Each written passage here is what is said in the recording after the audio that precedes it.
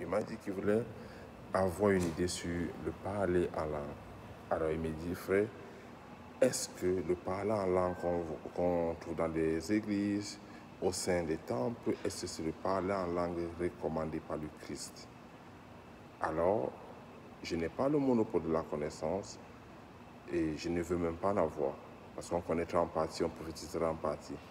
Mais j'aimerais que nous puissions entrer, s'enfuir, se plonger, se balader dans les Écritures qui sont la Bible. Parce que mon avis, mon opinion, ma pensée par rapport à la chose ne servira à rien. Est-ce que le parler en langue est biblique? Est-ce que le parler en langue, est-ce qu'aujourd'hui nous entendons les ministères? Il y a des églises où quand vous arrivez, c'est du parler en langue, entre parenthèses, du parler en langue du matin jusqu'au soir. Est-ce que c'est biblique? Et qu'est-ce que le parler en langue? Combien de types de parler en langue existent-ils réellement dans la Bible? Combien de types de parler en langue la Bible a-t-elle réellement mentionné? C'est ça qu'il faut comprendre. Je sais que beaucoup de chrétiens aujourd'hui vont juste dans des églises, dans des assemblées, je n'ai rien contre cela. Mais à chaque fois que vous mettez pied dans une assemblée, rassurez-vous par l'Esprit Saint que cette assemblée respecte les normes du Christ. Parce qu'il faudrait, avant que, ou quoi que ce soit, lorsque vous allez dans une assemblée, que ces assemblées-là, je ne suis pas contre les assemblées, respectent les normes du Christ. Qu'est-ce que les normes du Christ? C'est de mettre la parole du Seigneur en pratique, du Seigneur Jésus-Christ. Parce que c'est dit souvent Seigneur, chacun a son Seigneur. Je parle du Seigneur Jésus en pratique. Et c'est très primordial pour le chrétien. Maintenant, je ne veux pas expliquer, non. Je ne veux pas enseigner, non. Mais je vais démontrer. Parce qu'il y a une différence entre expliquer et enseigner et démontrer. Lorsque tu démontres, démontrer veut dire que tu montres l'existence ou le non-existence, autant pour moi, de quelque chose. Ou je ne sais pas trop comment je vais dire. Ça veut dire, je vais démontrer à travers la Bible les différents parler en langue, et je vais démontrer à travers la Bible si le parler en langue est ce qu'on entend aujourd'hui. Parce qu'il y a beaucoup dans les ministères, quand tu entends Rikaka, Rikaka, Rokoko, Rebra, Rebra, Reso, Sekerokore, Rechakara, oui. Et beaucoup disent que c'est le parler en langue. Moi, je n'ai pas un avis à donner à cela. Mais est-ce que dans la Bible, c'est écrit, c'est mentionné? Et c'est ça ma préoccupation. Parce qu'un chrétien n'est pas un religieux. Un religieux n'est pas un chrétien. Nulle part dans la Bible on dit qu'un religieux est un chrétien, et nulle part dans la Bible on dit qu'un chrétien est un religieux. Il faut faire la nuance. Mais je ne suis pas venu parler de cela, je suis venu parler du type de parler en langue et d'où est l'origine de parler en langue. Alors nous allons commencer. Lorsque nous voulions entrer dans la profondeur de la connaissance de la parole de Dieu, nous devons d'abord rendre grâce au Seigneur. Et je vais rendre grâce au Seigneur. Seigneur Jésus, je te rends infiniment grâce, toi qui as de la sagesse, la connaissance, la force, l'intelligence. Et tu dis dans le livre de Jacques que celui qui manque de cela demande au Saint-Esprit, demande à Dieu, Dieu, tu vas le lui accorder. Papa, je ne suis pas sage, mais ton Esprit Saint me déploie la sagesse. Papa, je ne suis pas fort, mais ton Esprit Saint me déploie la force. Papa, je ne suis même pas courageux, mais ton Esprit Saint me donne la sagesse et le courage et la force et l'intelligence. Papa, à travers ce que tu m'as démontré dans la parole, permets-moi de faire cette vidéo et de démontrer, papa, ce que tu m'as enseigné. Père, je te bénis pour tes bienfaits. Jésus-Christ de Nazareth, règne dans ma vie éternellement de siècles. Si nous avons ainsi prié, tous ceux et celles qui écouteront cette vidéo, Seigneur, permets que chacun écoute avec un discernement et non avec un jugement. Et que ton nom soit immensement béni. Au nom de Jésus-Christ de Nazareth, notre Seigneur et Sauveur. Amen. Alors, nous parlons beaucoup. Tout à l'heure, quand j'ai introduit la vidéo, j'ai pris un thème de parler en langue, ce qu'on entend beaucoup dans la nouvelle vague, dans la nouvelle génération, dans la nouvelle version des églises aujourd'hui, des églises de bâtiments entre parenthèses. Et puis, on entend beaucoup de personnes, souvent, lorsqu'elles sont en train de prier, commencer à prononcer des phrases, commencer à prononcer des fractions de mots. Exemple, par exemple, Ricaro, Carika, Sekatase, et ainsi de suite. Disant, et lorsque peut-être vous allez entendre le pasteur qui est là, ou le prophète ou l'apôtre, il va dire speak in tongues, parlant en langue. Et oui, Je ne suis pas contre. Mais maintenant, qu'est-ce que la Bible dit? Qu'est-ce que la Bible prévoit par rapport à cela? Est-ce que la Bible a parlé de ça exactement? Et c'est ce que je suis en train de vouloir démontrer aujourd'hui. Est-ce que la Bible prévoit cela? Alors, la toute première fois, de la Genèse à l'Apocalypse, où un peuple a parlé en langue, c'est la Genèse 11, la toute première fois. Or, avant la Genèse 11, avant le chapitre de la Genèse 11, tous les peuples de la terre parlaient en une seule langue. Ça veut dire exemple. Moi, je suis francophone. De par la colonisation que mon pays a reçue. C'est que je suis naturellement francophone parce que la langue nationale chez nous, c'est le français. C'est-à-dire que pour que je communique avec peut-être une autre tribu, chez moi, nous avons une langue pour communiquer sur le français. Maintenant, en demeure que j'ai une langue maternelle et une langue paternelle. J'ai entre parenthèses que les gens appellent dans ma tribu le patois, un truc comme ça.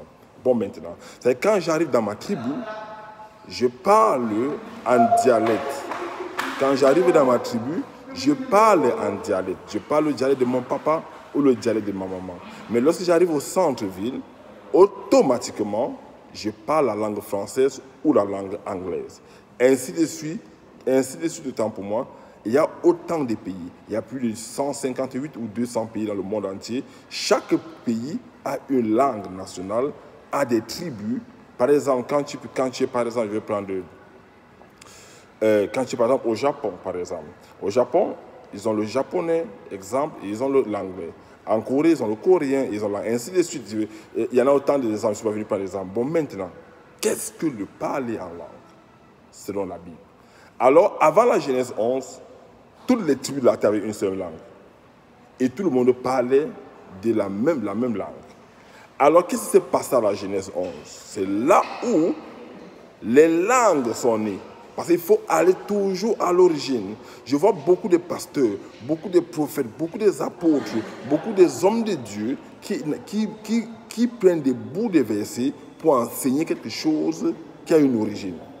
Pour mieux me connaître, pour mieux me comprendre, moi qui parle ici, il faut au moins connaître mon origine. Dès lors que tu connaîtras mon origine ou mes racines, tu pourras historiquement connaître d'où je viens et où je suis en train d'aller. Alors le parler en langue, les langues sont nées pour la première fois dans la Genèse 11, verset 1 à verset 9, je pense bien. Je n'ai pas assez de temps pour le lire, mais vous pouvez vérifier les versets. Alors, mais, puisque nous parlons dans la Bible, il faut toujours essayer de lire un bout de la parole. Lorsque j'ouvre ma Bible dans la Genèse 11, qu'est-ce qui s'est passé dans la Genèse 11? Je vais lire rapidement, mais surtout la partie où on parle de la naissance des langues, Genèse 11. Genèse 11, alors au verset 4, il dit encore, alors bâtissons-nous une ville et une tour dont le sommet touche au ciel. Et faisons-nous un nom afin que nous ne soyons pas dispersés sur la surface de la terre. L'Éternel descendit. La Bible dit que l'Éternel descendit. Et l'Éternel descendit pour voir la ville et la tour que bâtissaient les fils des hommes. Et la Bible continue. Et l'Éternel dit, voici, ils forment un seul peuple et ont tous une même langue. Et ont tous une même langue. Ça veut dire qu'ils ont tous une même langue. C'est la Bible qui m'a dit à la Genèse. Si vous arrivez à la Genèse 6, il dit, et l'Éternel dit, voici, ils forment un seul peuple et ont tous une même langue. Et c'est là ce qu'ils ont entrepris. Maintenant, rien ne les empêchera de faire tout ce qu'ils auraient projeté. Alors descendons. Et là, confondons leurs langues. Et là, faisons quoi? Confondons. C'est Dieu qui parle. Il dit confondons leurs langues. Donc, à partir de là, Dieu décide de créer les langues. Que ce soit le bambou, le bamileke, l'Afghanistan, le Kazakhstan, le thaïlandais, le coréen, le tagalo, le japonais, le chinois, l'australien, le néo-zélandais. Toutes les langues commencent à naître ici là. Ce n'est pas moi qui le dis, c'est la Bible qui le dit. Et il dit, l'Éternel les dispersa loin de la face de toute la terre et ils cessaient de bâtir la tour. C'est pourquoi l'on appela du nom tour de Babel, car c'est là que l'Éternel confondit le langage de toute la terre et de là que l'Éternel les dispersa sur la surface de la terre. Je ne veux pas démontrer ou enseigner par rapport à cela. Ce n'est pas le but de cette vidéo.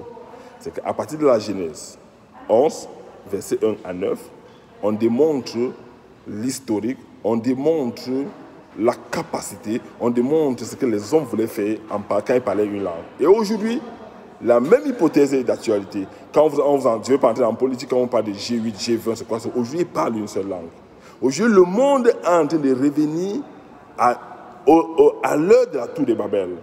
Le monde est en train aujourd'hui de construire une tour de Babel. Peut-être vous ne le savez pas, le monde aujourd'hui parle une seule langue. Bien que on a des divergences de langue. Aujourd'hui, le monde spirituellement est en train de parler une seule langue. Là, je ne veux pas entrer dans ces enseignements. Je parle de la naissance de la langue. Or, c'est à partir de la Genèse 11, versets 1 à 9, où les langues ont commencé à naître. Alors, ça veut dire qu'à ce moment-ci, dans la Genèse 11, si je parlais le français et qu'il y a un espagnol à côté de moi, lorsque je lui parlerai, il ne va pas comprendre. Ça veut dire que si je suis arabe et que si je parle arabe et qu'il y a un anglais à côté de moi, je lui parle, il ne va pas comprendre. Ça veut dire que si je parle coréen ou japonais et qu'il y a peut-être un français à côté de moi, il ne va pas me comprendre parce que je parle une langue qu'il ne comprend pas. Et aujourd'hui, quand on se rencontre dans des aéroports, il y a ce qu'on appelle, entre parenthèses ou entre guillemets, une langue universelle. C'est qu'on peut parler l'anglais dans certaines régions du monde, on peut parler l'arabe dans certaines, peut-être au Proche-Orient, on peut parler peut-être le français peut-être en Afrique. Il y a des communautés aujourd'hui, quand tu es dans les aéroports, il faut parler cette langue-là pour mieux communiquer. Alors, c'est à partir de là qu'est né le parler en langue. Ça veut dire, Dieu avait décidé de subdiviser les hommes en langues. Quelle langue?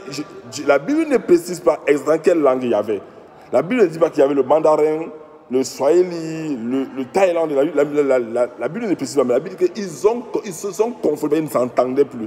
C'est que quand l'un communiquait avec l'autre, il fallait que chacun puisse partir dans son horizon, et peut-être avec sa femme ou son épouse, ses enfants, et à partir de là, peut-être même d'autres ont perdu les femmes, parce que quand ils vont rentrer, ils ne vont plus parler le même langage que leurs femmes. Peut-être d'autres ont même perdu des frères et des amis, parce que Dieu les a subdivisés. À partir de là, il y a des langues qui naissent dans le monde.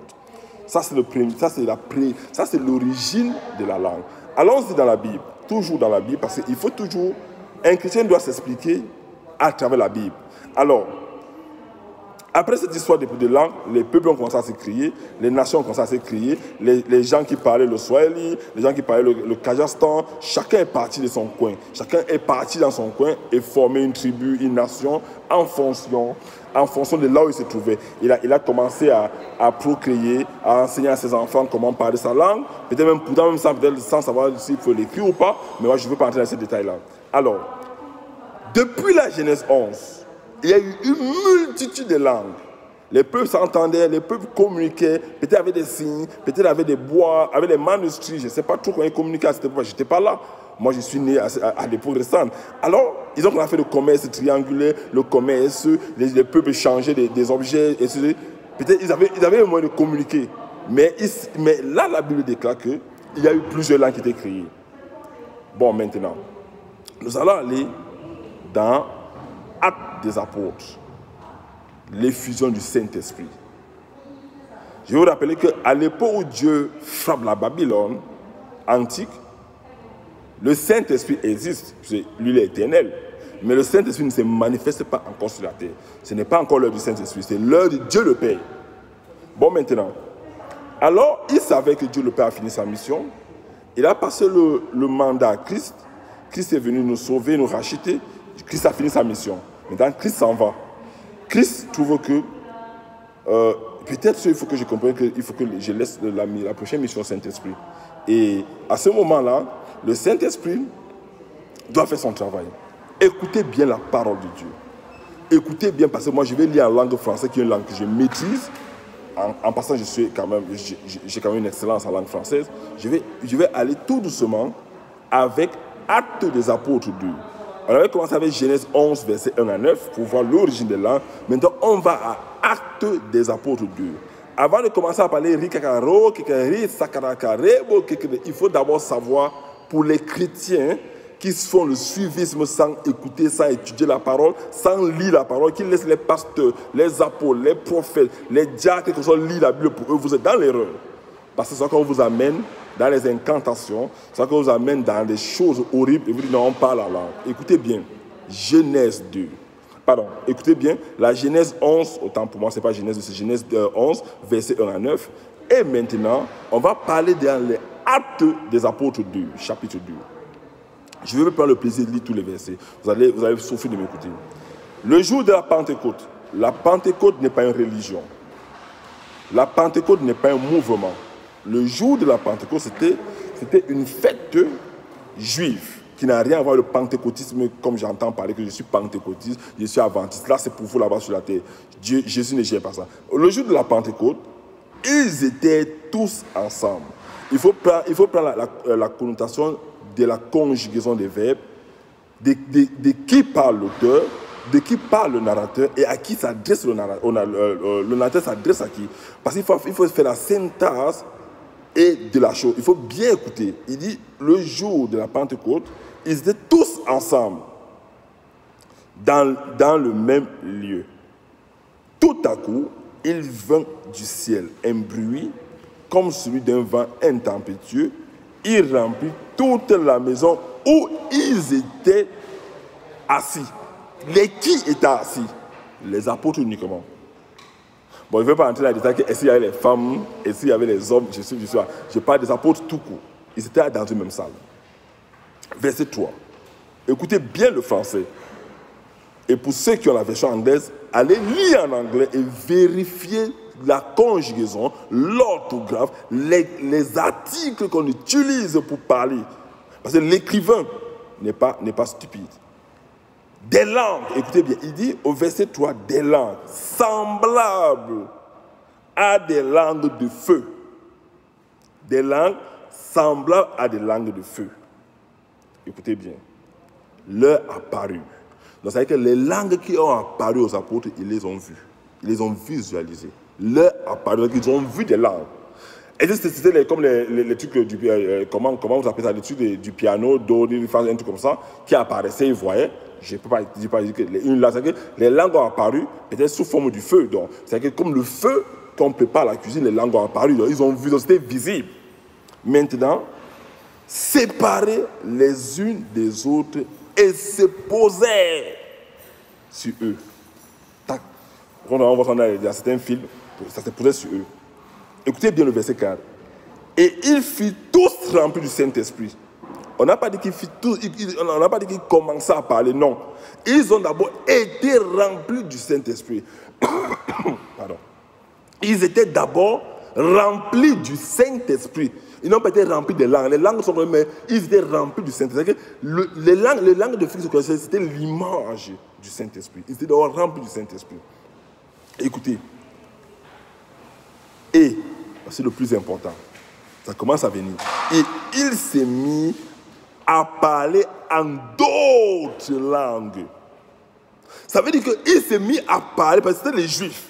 Je vous rappelle l'histoire. C'était les Juifs. Quand ils ont reçu les feux de langue sur eux, ils ont reçu le Saint-Esprit, ils commençaient automatiquement, deuxième chose, ils commençaient à parler en d'autres langues. Quelles d'autres langues la Bible parle?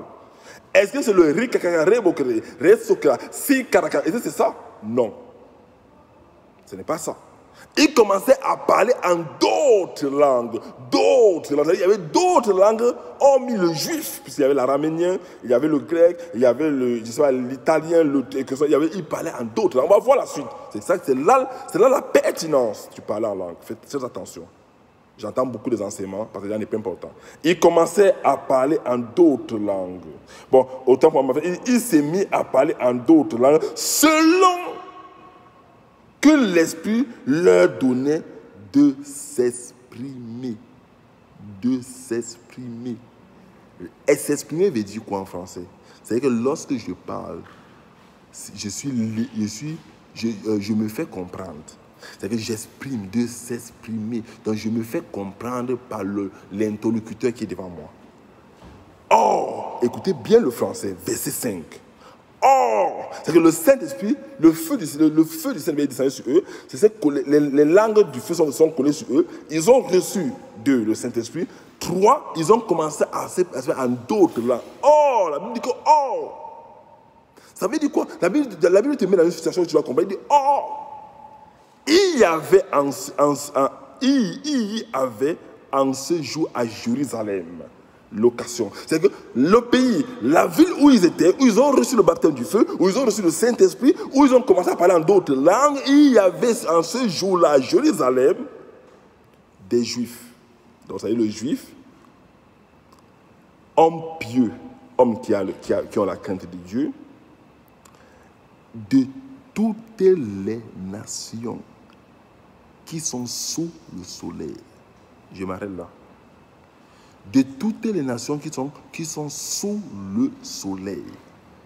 Maintenant, je vais en géographie. À cette époque-là, on dit, le monde n'a pas été né après ça. Le monde était né bien avant ça. On dit, et il y avait en ce jour à Jérusalem des Juifs hommes pieux de toutes les nations qui sont sous le ciel. Toute la terre. Je m'arrête là. Maintenant, le parler en langue des pentecôtistes ou des réveillés commence à avoir un problème. Oui, ça commence à avoir un problème.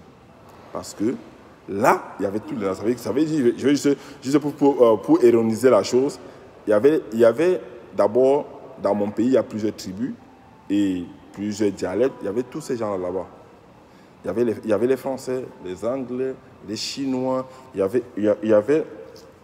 avait des Coréens, il y avait toutes les langues, des Allemands, des Suisses, tout le monde était là-bas.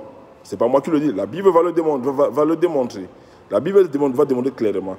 Et au bruit qui eut lieu, la multitude, c'est-à-dire l'ensemble, la multitude, c'est-à-dire l'ensemble accourut et elle fut, écoutez bien, l'ensemble, la multitude, et elle fut, qui fut,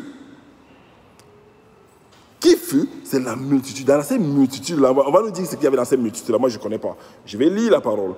La multitude accourut, elle fut confondue parce que, écoutez bien, parce que, c'est une démonstration, c'est une confirmation, parce que chacun dans la multitude les entendait parler à sa propre langue. C'est-à-dire que si je suis arabe, quand j'arrive dans la situation, waouh, il parle arabe. J'entends les gens parler en arabe. Et puis après, oui, mais celui-là, il n'est pas arabe, celui-là, il est espagnol. Et je dis que waouh, je les entends parler en espagnol. Après, celui-là, lui, il est de la zone East-West Africa. Et j'entends parler en Swahili. Wow, il est de la zone sud-africaine. Wow, je l'entends parler en Zoulou. Il y avait tout le monde entendait parler en leur propre langue. Ça veut dire que là, je m'arrête. Ça n'a rien à voir le ricacaro, que c'est un remo, c'est beau caractère. Ça n'a rien à voir ça. La Bible ne mentionne pas qu'on parlait comme ça. On dit en leur propre langue. Bon, je progresse. Ils étaient tous dans l'étonnement et la surprise, et ils se disaient les uns les autres. Voici ces gens qui parlent. Ne sont-ils pas galiléens? C'est que ces gens qui parlent là, ne sont-ils pas de la tribu juive? Comment font-ils? Quel est cet esprit qui peut les amener? Écoutez, quel est cet esprit qui peut les amener? Et comment, verset 8, et comment les entendons-nous? Dans notre propre langue à chacun d'entre nous. Il y a une diversité de langues. Comment on peut nous les entendre en français? Comment on peut les entendre en anglais? Comment on peut les entendre en thaïlandais? Comment on peut les entendre en coréen? Donc, chacun se retrouvait ce jour-là. Chacun. Écoutez bien, ce n'est pas moi qui parle. Ces gens qui parlent ne sont-ils pas tous des Galiléens, entre parenthèses, des Juifs? Et comment les entendons-nous dans notre propre langue? À chacun, dans notre langue maternelle. C'est là qu'il y a la nuance. La Bible n'est pas folle. Ce n'est pas moi qui écris la Bible. Lorsqu'on l'écrit, je n'étais même pas encore né. On dit, comment l'entendons dans notre propre langue maternelle? Je vous renvoie dans le dictionnaire francophone ou anglophone Qu'est-ce que veut dire une langue maternelle? C'est une langue de naissance. C'est une langue d'où tu viens, d'autre. Une langue qui est collée à ton origine. Une langue qui est collée à la source de ta naissance. Ça peut être la langue du papa, de la maman, dépendant de quelle langue tu as appris, langue maternelle. Et on était où chez les Juifs, chez les Galiléens. C'est ça que moi qui suis, par exemple, africain, je me trouve chez les Juifs. Et ils parlent en langue de mon village. Tout à fait frère. Je serais automatiquement étonné. Mais pourquoi ils parlent? Ils ne sont jamais là-bas, ils n'ont pas de visa pour là. Comment ils ont fait pour apprendre ça? C'est la puissance du Saint-Esprit. Écoutez bien. Pater, Médès, Élamite, ceux qui habitaient la Mésopotamie. Vous connaissez bien la Mésopotamie, là où ça se trouve. Ceux qui habitaient la Judée, la Cappadoce, le pont d'Asie. C'est que le pont d'Asie, il faut voir sa géographie. La Phrygie, la Paphylite, l'Égypte. Donc les Égyptiens, et donc, il y avait l'arabe là-bas. Les Égyptiens, quelle que soit la langue qu'il y a, ils étaient là. Écoutez bien, ce n'est pas moi qui cite. Les territoires de la Libye voisine, qui est la Cyrénée, la Libye qui est la Cyrénée, et ceux qui sont venus de Rome, juifs, polysélites, crétois et arabes, comment les entendons-nous parler dans nos langues des merveilles de Dieu? Point, je m'arrête là. En d'autres termes, si je m'arrête dans ce verset, je sens que le premier parlant en langue qui a été effusé par le Saint-Esprit n'est pas non. C'est le français, l'anglais, le japonais, le coréen, l'arabe, l'égyptien, le swahili, l'indonésien, l'hindou, tous ces langues-là. C'est ça qu'ils ont entendu là-bas le jour-là. Ils n'ont pas entendu des rikakareboko, des resoketadon. Ils ont chacun entendu. Je ne sais pas quel phénomène s'est passé, mais chacun a entendu la langue, chacun a entendu en sa langue maternelle. Ça veut dire que si quelqu'un était Bamileke, si quelqu'un était peut-être Ibo, si quelqu'un était, je ne sais pas quelle tribu en Afrique, il se trouvait là-bas ce jour-là, et il devait entendre ça à la langue maternelle. Ça veut dire qu'à ce niveau-ci, le premier parlant en langue est l'effet que quelqu'un parle en une langue légitime, que je puisse comprendre et ou entendre, ou prendre connaissance. C'est-à-dire que si quelqu'un me parle en anglais, il est en train de parler, il est en train de faire le parler en langue. Si quelqu'un me parle en allemand et que j'entends, il est en train de faire le parler en langue. C'est-à-dire que si quelqu'un me parle en espagnol, il est en train de faire le parler en langue. Ce n'est pas moi qui le dis, c'est la Bible qui le dit. Vous allez dire, oh frère, tu as quand même une mauvaise interprétation de la Bible. Moi, je ne veux pas savoir ce que tu penses de ce que je suis en train de dire, mais je parle de ce que... Et là, on parle d'environ 17 ou 18 langues qui ont été parlées en ce jour. Maintenant, on peut savoir que du français peut naître peut-être le français des Strasbourgeois, peut-être du français, parce que le français camerounais n'est pas comme le français sénégalais, n'est pas comme le français ivoirien, mais c'est le français. C'est que quand un ivoirien parle, camerounais peut comprendre, quand un sénégalais parle camerounais, mais ce n'est pas le même français, ils n'ont pas la même prononciation. L'anglais peut-être du Québec, l'anglais peut-être de Londres, l'anglais de l'Afrique, l'anglais de l'Australie, tout ça c'est l'anglais ou l'anglais américain, tout ça c'est l'anglais, mais ils parlent différemment. C'est qu'il y a des mots qui contrastent, des mots qui relâchent, et ainsi de suite. Je ne veux pas entrer dans l'enseignement des langues, je veux juste parler. À ce moment-là, voici le premier parler en langue. Coup de tonnerre. Je m'arrête là. Maintenant, lorsqu'on finit cette historique des Actes des Apôtres 2, on entre dans un autre type de parler en langue, dont 1 Corinthiens 14. Donc, ça y est, je vais commencer par Genèse 11, verset 1 à 9. J'ai pris Actes des Apôtres 2, verset 1. Vous pouvez le lire jusqu'à la fin, dépendant de votre temps de méditation. Maintenant, on va entrer dans ce que les églises aujourd'hui appellent leur parler en langue. Moi, je dis leur, parce qu'encore, il faut vérifier. Moi, je ne suis pas profane de dire que ce que celui-là dit est vrai ou ce que celui-là dit. Non, il faut vérifier. Quand on va dans 1 Corinthiens 14, je pense bien que c'est 1 Corinthiens 14, où on parle du parler en langue. Il y a quelques versets que je vais... Parce que 1 Corinthiens 14, c'est vaste, c'est plusieurs enseignements. Donc 1 Corinthiens 14... Ok, no problem. Okay. Donc 1 Corinthiens 14, c'est ce qu'on appelle... Il y a une multitude d'enseignements sur 1 Corinthiens 14, sur l'Église, sur le parlement, mais il y a quelque chose que Paul dit. Je vais juste souligner ce que Paul dit dans 1 Corinthiens 14. Ce n'est pas moi qui écris 1 Corinthiens 14. Et c'est vrai que j'ai l'Esprit de Dieu, par la grâce de Dieu, mais je ne me sens pas aussi supérieur à Paul pour écrire un verset de la Bible. Je vais juste lire. Amen. Et la Bible déclare, quand vous prenez 1 Corinthiens 14, à partir du verset 15 en descendant, la Bible parle d'un autre parler en langue qui est une communication avec Dieu. Le premier parler en langue d'Atout de Babylone, les hommes communiquaient avec Dieu. Hein. Il n'y a pas un problème. Mais ils savaient que ce parler en langue-là, si je prie en français, c'est celui qui parle en français va m'écouter. Si je prie en anglais, en allemand, celui qui parle en allemand va m'écouter. Maintenant, il y a un autre parler en langue, le deuxième.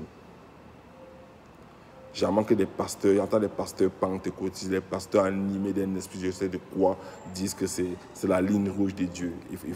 La Bible ne dit pas que la Bible n'a pas montré que c'est une ligne. N'ajoutez pas les mots aux mots que Dieu n'a pas ajoutés. Utilisez les mots tels que la Bible a dit. Parce que c'est ça un peu la nuance et les problèmes que j'ai soit avec certains pasteurs ou certains prophètes ou apôtres. Parce qu'ils sont toujours en train de vouloir galvaniser, ajouter un mot pour montrer l'extraordinaire de la parole. La parole n'a pas besoin que tu la vendes.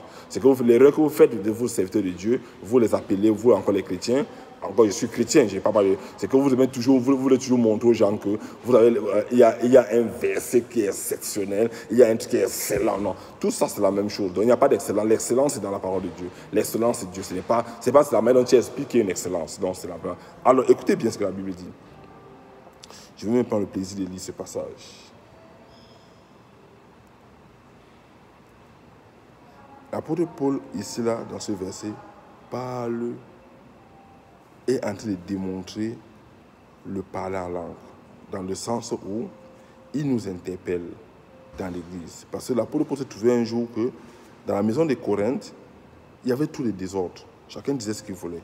Et là, il est revenu mettre les gens à leur place. Verset 18, je rends grâce à Dieu. Écoutez bien, 1 Corinthiens 14, verset 18. C'est à partir de là qu'il faut comprendre la pensée de Paul. N'ayez pas les enseignements bidons. Il faut comprendre la pensée. Il dit, je rends grâce à Dieu. Il ne se vante pas. Que je parle en langue plus que vous tous. D'abord, je vais vous faire comprendre quelque chose. Vous ne connaissez pas qui est Paul. Paul était un enfant cotisé, dans le sens qu'il avait des grands-parents romains, un autre parent grec, un autre parent juif. Il avait le mélange. Donc, il avait l'histoire quand ça s'est passé, et bien, il avait le mélange. Ses anciens grands-parents étaient romains, un grand-parent romain qui a épousé une grecque, et puis ils ont grandi à juif. Il dit qu'il est né juif. Donc quand Paul parle là, déjà, il parle le crétois, qui était une langue. Il parle le juif, il parle araménien, il parle le roumain à l'époque, là qui est aujourd'hui comme l'italien. Bon, je ne vais pas tout te dire. Il parle le roumain, il parle le grec. C'est-à-dire que Paul déjà lui-même parle 5 à 6 langues. Et Paul parle l'arabe. Je vous dis là, parce qu'à ce moment où Paul est en train d'écrire dans le 1 Corinthiens 14, verset 2, Paul parle environ 7 langues. Il parle le crétois, il parle l'arabe, il parle le juif, il parle l'araménien, il parle l'hébreu, un truc comme ça, bon, c'est le juif, il parle le grec. Parce que Paul a grandi dans cette conjonction des langues-là. Il parle tout ça, il dit, je rends grâce d'abord à Dieu parce que je parle plus que vous tous en langue. Il n'a pas dit que je parle rikakarebo, c'est karakarebo, c'est karabo, il n'a pas dit qu'il parle ça. Il n'a pas dit qu'il parle ça. Il dit, je parle que vous tous en langue. Il parle des langues légitimes. Paul pouvait parler l'hébreu, il pouvait parler l'araménien, il pouvait parler le romain qui interprétait la langue italienne aujourd'hui, il pouvait parler le crétois, il pouvait parler l'arabe, il a fait toute cette zone-là. Il dit que je rentre parce que je parle que toutes les langues je parle. Peut-être c'est 7, peut-être c'est 8, peut-être 10 langues, là je ne sais pas, je m'arrête à ce qu'il a dit. C'est Paul qui le dit. Paul ne parle pas de la langue qui est une communication. Paul ne parle pas de la langue qui est une communication entre lui et Dieu, non. Il parle de la langue qui est légitime. C'est-à-dire qu'il parle une langue que les hommes comprennent. Mais quand il allait chez les chrétiens, il parlait en crétois. Quand il revenait chez les juifs, il parlait en juif, ou en araménien, ou encore en hébreu, ou encore... Quand il s'adressait aux Romains, il parlait en langue romaine. Il s'adressait avec les gars, il parlait en grec. Il ne parlait pas en français, il ne parlait pas en anglais. C'est-à-dire que Paul commence à démontrer la puissance de sa connaissance que Dieu lui a fait grâce. Il parle plusieurs langues. Peut-être parler le russe, il parle plusieurs langues. À ce moment où il écrit, il parle plusieurs langues. Il n'a pas dit que je parlerai quelqu'un. C'est beau. Et c'est ça le pentecôtisme. C'est ça les églises réveillées. Moi, je fais partie de l'église réveillée. Tenez-vous tranquille. Moi, le Seigneur m'a donné la grâce d'être un prophète des nations. Quand il est prophète des nations, ce n'est pas que je suis prophète dans toutes les nations. Non. Je suis amené à communiquer avec les gens dans les nations. Moi-même, je le suis. Mais j'accuse l'église réveillée parce qu'ils n'ont pas su interpréter, ils n'ont pas su démontrer. Parce qu'il faut démontrer la parole aux gens. Et pour que Dieu puisse être accepté dans le cœur des gens, il faut démontrer. C'est que Paul parle là, au verset 18, qu'il parle en langue tous. Et regardez l'orthographe. Il dit, je parle en langue de tous. Il n'a pas précisé. Il dit, frère, ne soyez pas des enfants, au verset 20. Et ainsi de suite. Ainsi de suite, ainsi de suite. Et il dit, et il va au verset 22, qui m'a beaucoup, et c'est là où j'ai compris ça qu'on a tiré. Il dit, par conséquence, écoutez bien, au verset 22 de 1 Corinthiens 14, il dit, par conséquence, les langues, il ne parle pas de la langue. Quand il dit que je parle en langue en haut, la langue n'a pas S. Ça va de S. Il dit que les langues sont un signe. Non pour le croire. Il parle des langues. Il dit les langues. Dans l'anglais, l'espagnol, le français, l'araménien, le juif, le kazakhstanais, le lendo, le thaïlandais, le vietnamien, je ne sais pas, le bamon, le badante, le ibo, tout ça. Il dit, c'est un signe. Il dit, au verset 22, il dit, sont un signe non pour les croyants, mais pour les non-croyants. Et il attaque avec la prophétie. Et il va plus bas dire, si lorsque quelqu'un parle en langue dans l'église, s'il n'y a pas un interprète, ne parlez pas. Et c'est là qu'il y a un problème. Si, il dit, si quelqu'un parle en langue, il n'a pas dit si quelqu'un parle Ricardo, il dit si quelqu'un parle en langue. Je ne sais pas. Là, maintenant, moi aussi, je suis dans la question. Tu parles de quelle langue? Il dit si quelqu'un parle en langue. Quand tu vas attaquer le verset 26 de 1 Corinthiens 14 jusqu'au verset 40, il dit si quelqu'un parle en langue, il faudrait qu'il y ait un interprète. Maintenant, ça, moi, je parle de moi. Je ne parle plus de la Bible, je parle de moi. Depuis que je suis chrétien, depuis que le Seigneur m'a rencontré, depuis que le Seigneur m'a remis les commandements de sa parole, depuis que le Seigneur m'a remis les lois et les principes de sa parole de le suivre, bien que de temps en temps, nous sommes souvent faits par la chair, je n'ai jamais vu dans l'église quelqu'un qui a un jour interprété je n'ai jamais vu.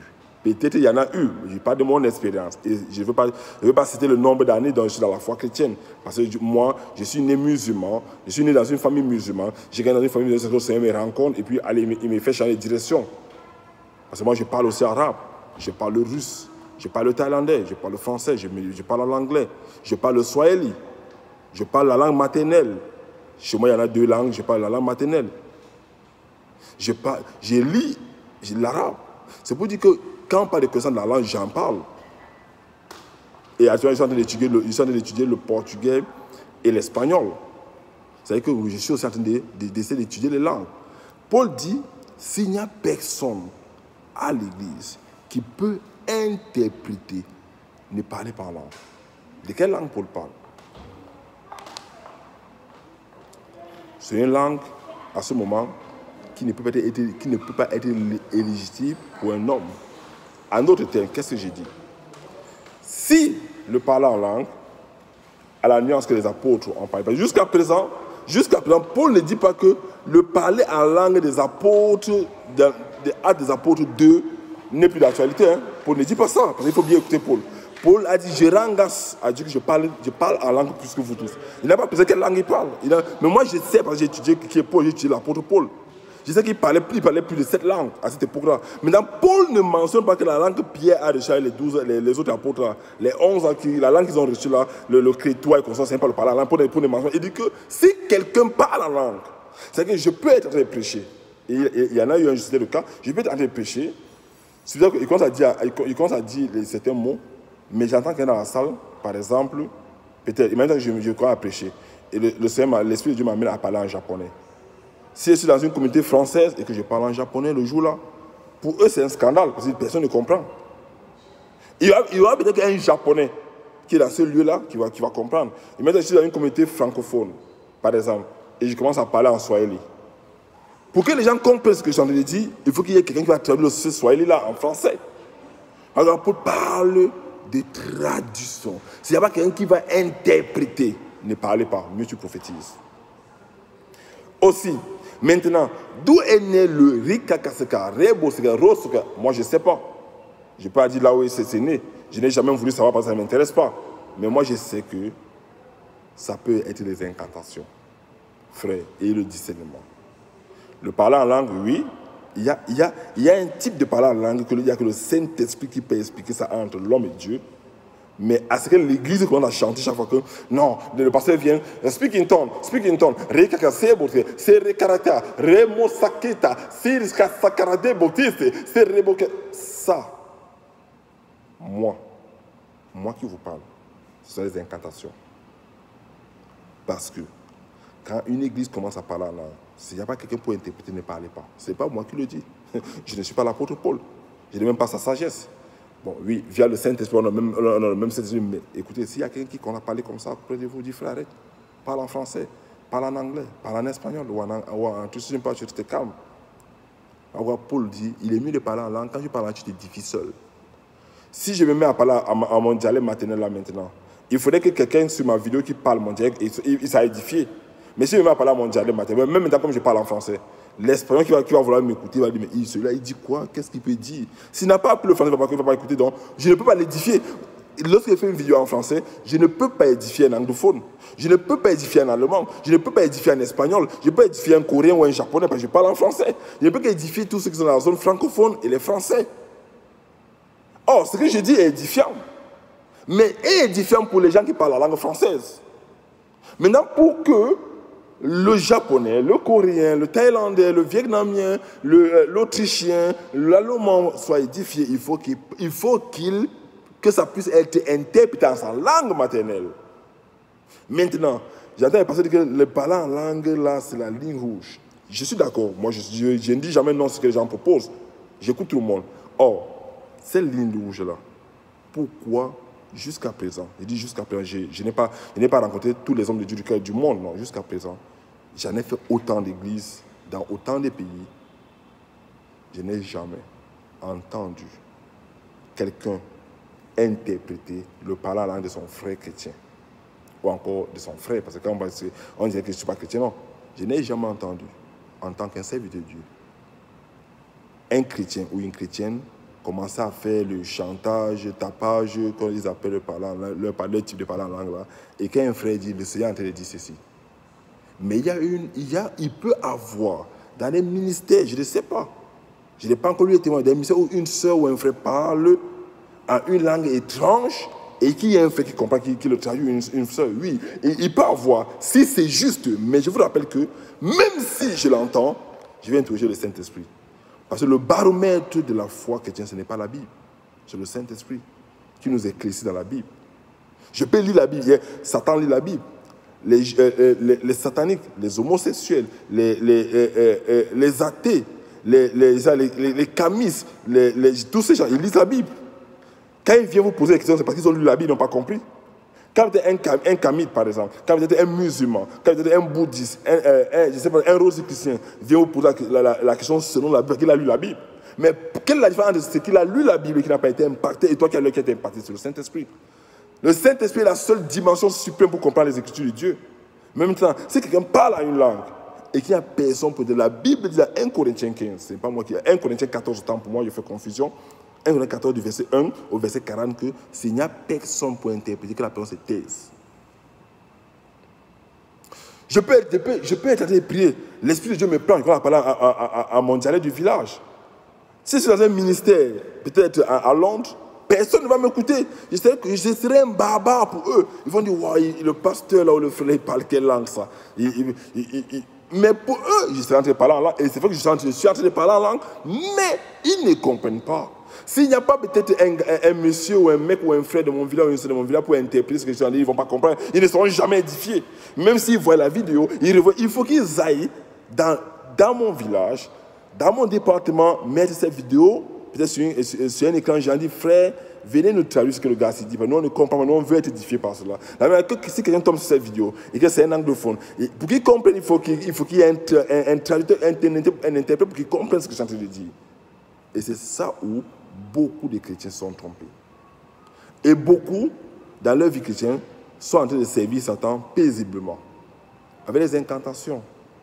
Que non, oh, le pasteur là, c'est hier, le culte était formidable. Il a parlé à l'âme pendant 2 heures de temps. Toi, tu as compris quoi? Il a parlé à l'âme pendant 2 heures, toi, tu as compris quoi? Il a parlé, c'est karake, rekatasoso, rimasakara, rembo, oui, toi, tu as compris quoi?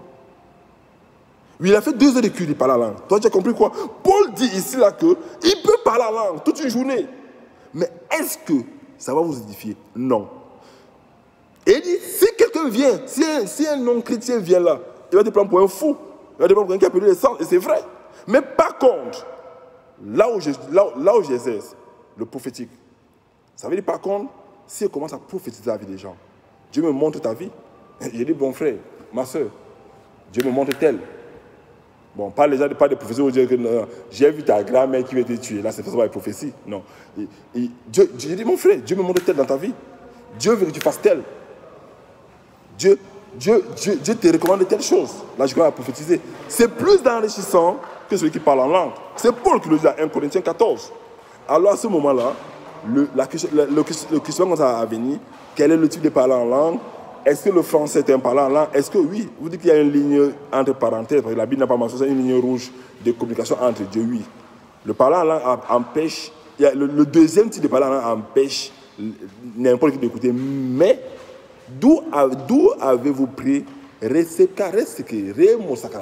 avez-vous pris ça? Montrez-moi dans la Bible. La Bible ne mentionne pas que pour la parler de ça. Il n'y a pas un audio biblique qui dit que Paul a parlé ce que les pentecôtistes parlent là. Moi, je suis pentecôtiste. Mais pas de la version où les gens qui ont fait la folie en disant qu'ils sont pentecôtistes. Aucun audio n'a mentionné, aucun verset biblique, je peux me tromper, je peux être limité en connaissance. J'ai rendu à Dieu que j'ai lu la Bible peut-être 12 ou 13 fois déjà. Je peux être limité en connaissance, mais aucun audio ne mentionne que le risakara, est un parlant en langue. Aucun audio, aucun verset biblique. Il y a le parlant en langue qui est une ligne de communication privée entre Dieu et l'homme qui parle, mais ce n'est pas ce que les pentecôtistes sont en train de chanter tous les jours. Là. C'est devenu un rituel. Le pasteur dit que, non, speak in tongues. Tu vois un gars qui a dormi en boîte, hier, il vient speak in tongues. Mais vous vous moquez du Saint-Esprit, tu vois un gars qui a donné à une femme hier, il vient speak in tongues. Tu vois un gars qui a fait le scammer hier, il vient speak in tongues. Mais attends, de quel Saint-Esprit vous parlez? Le Saint-Esprit de Dieu, le Saint-Esprit de Dieu, l'Esprit Saint de Dieu que vous parlez, qu'un gars, tu vois, une choriste qui a dormi dans le nightclub qui vient parler là le lendemain. Mais attends, quel est le Saint-Esprit? Moi-même, quand je mens, il a dit que je mente. Il a dit que je fasse des trucs, des trucs pas dans le chemin du Seigneur. Mais frère, j'ai la honte de prier le lendemain matin. J'ai la honte de prier le lendemain matin. Je ne veux même pas prier du Seigneur. Tu sais ce que j'ai fait hier? I surrender to you. I do it yesterday. I don't want to do it anymore.